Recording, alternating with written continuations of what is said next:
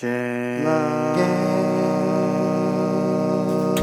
my name is James, and this is James Loves Games, and today I would like to talk about two games.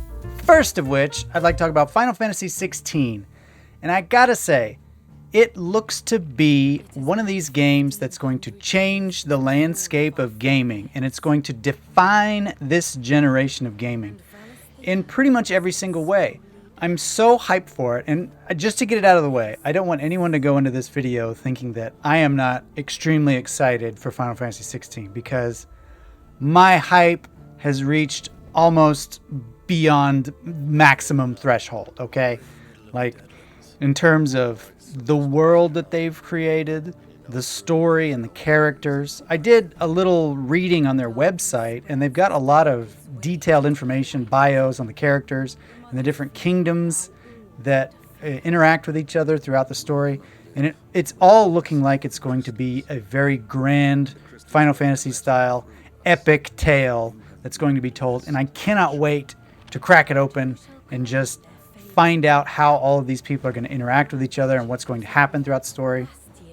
It's a gorgeous game. It's one of the most beautiful games I think I've ever seen in terms of environments and particle effects and the fluid motion and the mechanics and the menus, and all of it is just, it looks fantastic. I love the character designs. I love the world they've created, as I've said. And probably the only thing that has me curious is the combat. And I know it's kind of a contentious bone at this point, but I'm not going to write it off. I've not played it.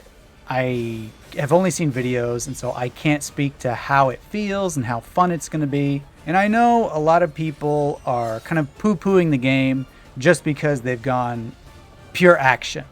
And, you know, historically, Final Fantasy is an RPG franchise, and so you're taking away the sort of like turn-based aspect of the combat, and a lot of people are turned off by that because they feel like the series is kind of betraying its roots. But at the same time, you know, Final Fantasy is a series that is always evolving and always changing, and I think, you know, ever since Final Fantasy VII, things have made big changes with each new iteration. You know, they introduce new gaming aspects, they introduce new ways to tell the story that, for the most part, a lot of people said, oh, this isn't really Final Fantasy. You know, Final Fantasy VII came out and it was 3D and it was different and it was like steampunk futuristic kind of world. And it wasn't medieval fantasy with crystals and, you know, pixels, and it's not real Final Fantasy. And then you have Final Fantasy VIII come out and they have the magic system. You draw the magic to get it. Well, this isn't real Final Fantasy because you can't just use the spells as much as you want.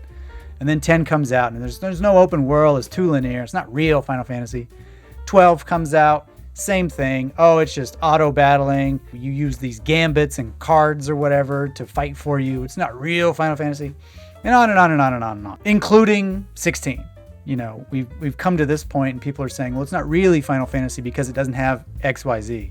And it seems to me that the only thing that all Final Fantasy games have in common is that they're not real Final Fantasy. And retrospectively, everybody looks upon, I say everybody, but I mean, it's widely accepted that most of these games are really, really good. We got used to the changes and it turns out they were fine. And so I'm not worried that it's going to be bad by any means. I kind of scratched my head a little bit, wondering why they went that direction, but I trust that they know what they're doing. It looks like a really amazing polished game, even if it isn't like the ones that came before it.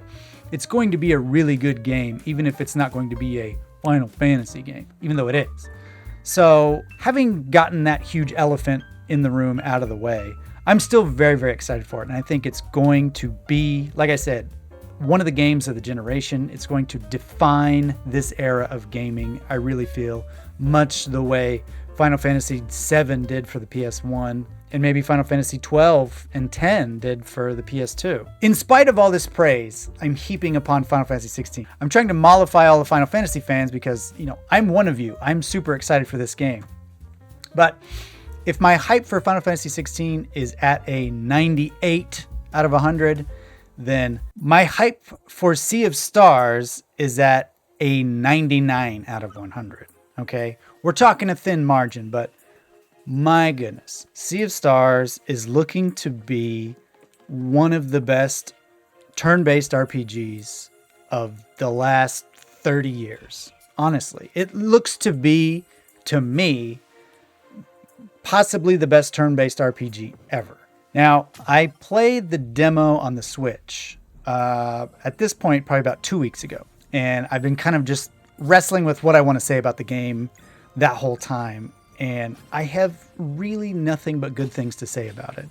And it kind of got onto my radar like at least a year ago. I saw just a little blurb of it in a Game Informer magazine, and there was just one screenshot and a tiny paragraph about, like future indie titles. And this one's Sea of Stars, and it's made by some people who are really big fans of classic JRPGs like Chrono Trigger. And so anytime I see Chrono Trigger, my alarms are going off, and I'm like, huh, what's that?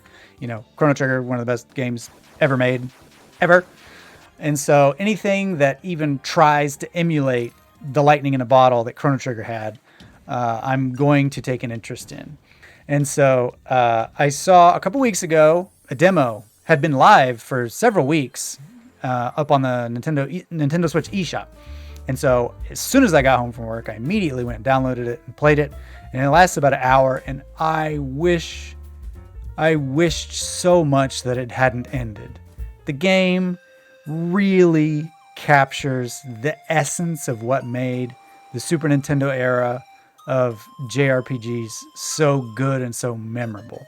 And you can tell the game is made by fans. It's made by people who love these games, and they want to take the best aspects of all of the best of the genre and combine them into one amazing package that's better than the sum of its parts. And just to give you an example, I'll just go through it, bit by bit, category by category, just from the looks aspect of it, from the graphical fidelity of the game. I mean, it's beautiful. It perfectly encapsulates that retro style of gaming, but using modern hardware and lighting techniques and fluid motion. It looks like a Super Nintendo game, but so much better. And you can tell when you look at things like the lighting and the shadows, and it's gorgeous. It's so fluid. The menus are very simple. The character design, I wasn't sold on the characters at first glance, but as I played through the demo, I got more acclimated to them, and I started to like them more and more as I played. And so the game kind of won me over in that regard. But as far as everything looks, the art style, the enemy designs, the menus, even the way the food looks, food plays a really big part of the game, and just the illustrations of the food, when you're cooking it and in the menus and everything, it looks delicious and 16-bit at the same time. So I don't know how they managed to find that balance, but it looks like real food, just pixelated. But it's all just gorgeous. And the setting that they have, just the different locales, you've got a seaside town, you've got this magical wizard cave, you've got, climbing down these ladders down the mountains and everything in between. It's all gorgeous. And I've seen some gameplay videos too of that some, I think, journalists and industry people got to play kind of an extended demo of the game, or it might have even been the final build, I don't know. But they were playing in some haunted woods looking area. And I believe there was some kind of haunted mansion area that you get to explore later on based on some of the enemy designs that have been released and they're actually on the website. But it's all gorgeous, and I love the way it looks. That's really all I can say about it. As far as the music, I mean, the music is really one of the big selling points. And again, one of the things that made my radar go off that this is going to be a good game.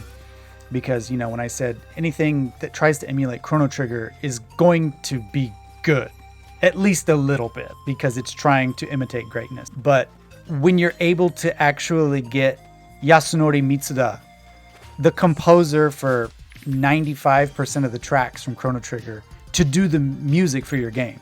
Now, granted, he's a guest composer in the game, and so presumably he's only doing a limited number of tracks throughout the game. But still, the fact that he signed on to the game, and not only did he sign on to the game, but if you dig a little deeper, it turns out he's a huge fan of the developer.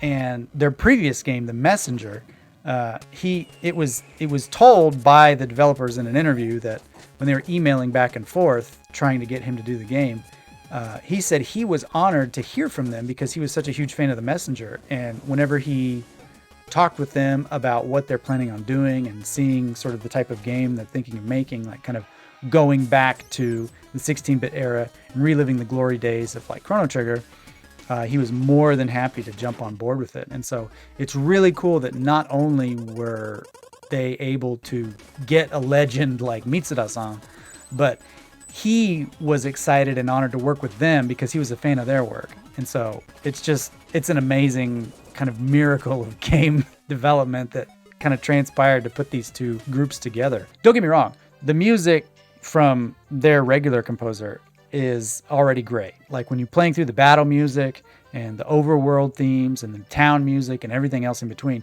it's all fantastic. And actually in the demo, you only get to hear one track of Mitsuda-san's, and it's actually in this little area. Once you get to the world map, you can kind of walk over to this area. You're not allowed to go into it, but they let you listen to a bit of a sample of one of his guest tracks. And it's very nice and reminiscent of Chrono Cross, which he also did the music for. And the game just kind of really has that vibe. And I'm super excited to hear all the rest of the soundtrack once it releases. I'm excited to binge listen to it on YouTube at work for the next 6 months after the game releases. Finally, the thing that really sold me on the game was the combat. And people are kind of divided, I feel like, on the turn-based combat these days in 2023. Like, is it still a viable form of gameplay because it's so outdated?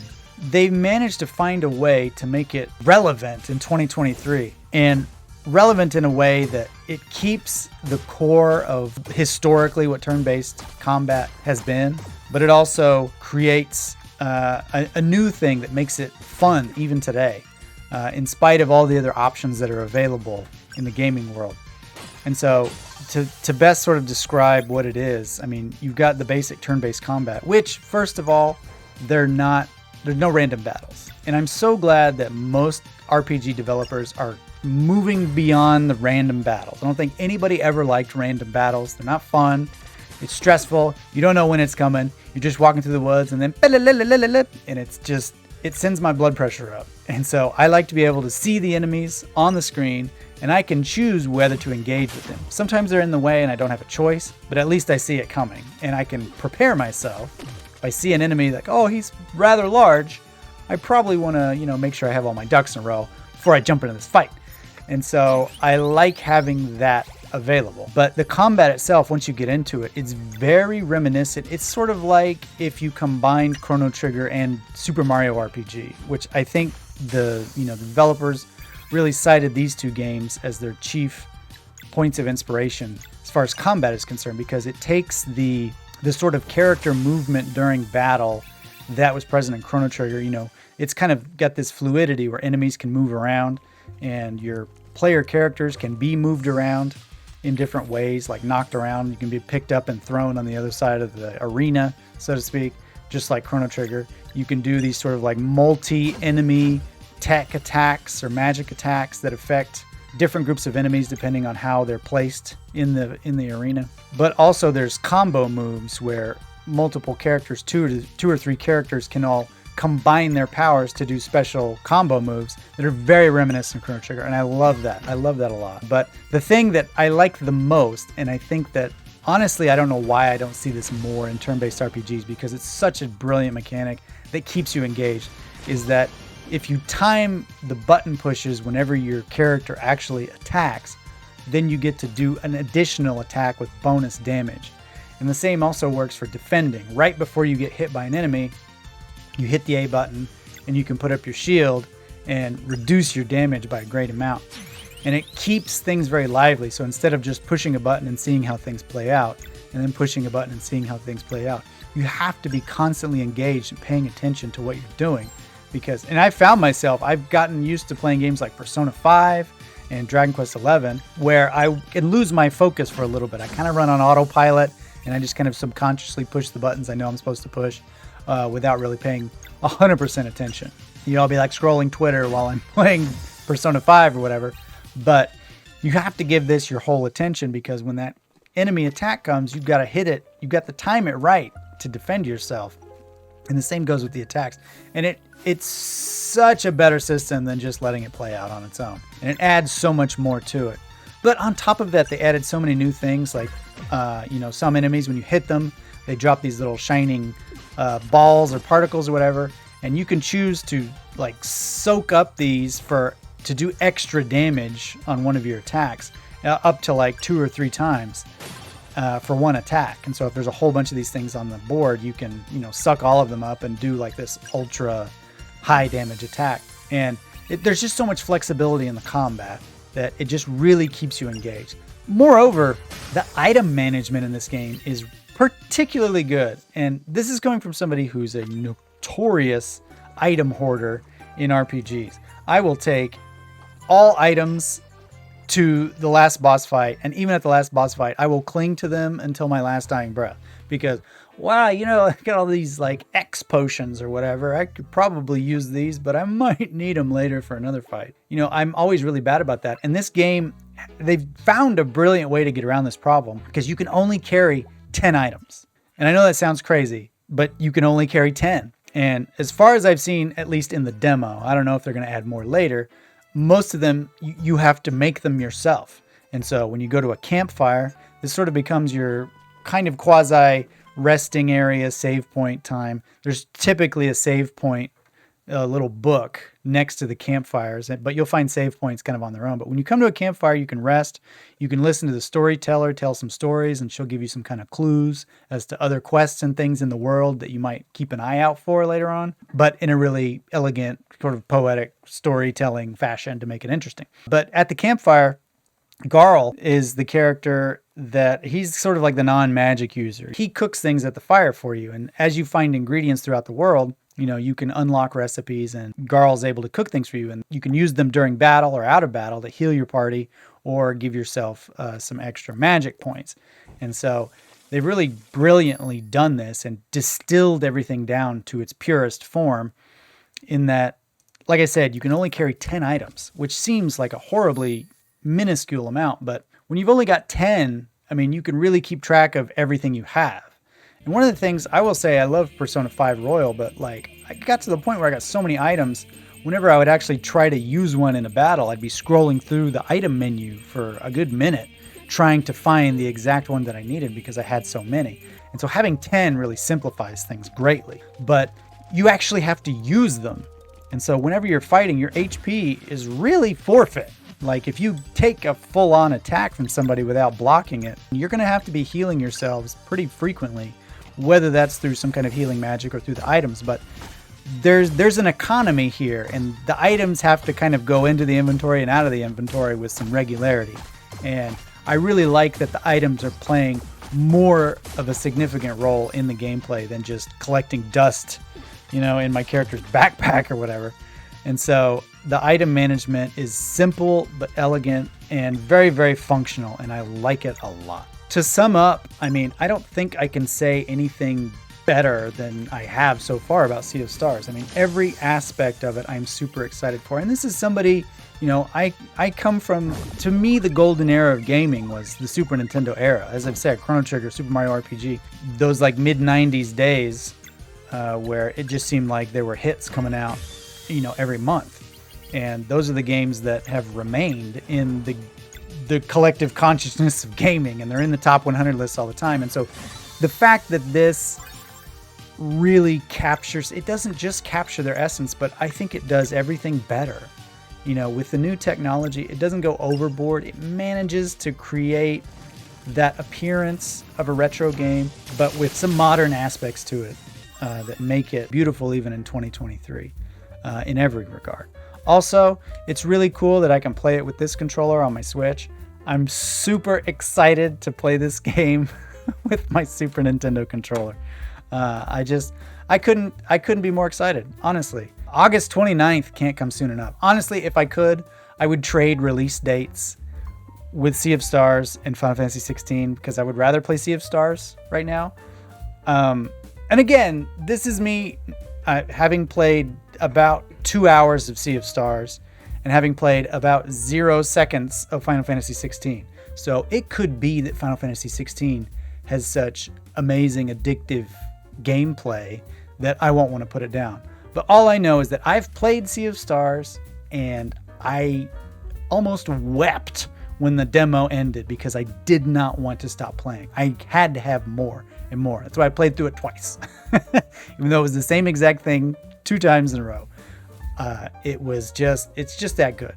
And so while I am excited for Final Fantasy 16, but I am just a little bit more excited for Sea of Stars. I think it sums it up best in this meme right here. This is brilliant, but I like this.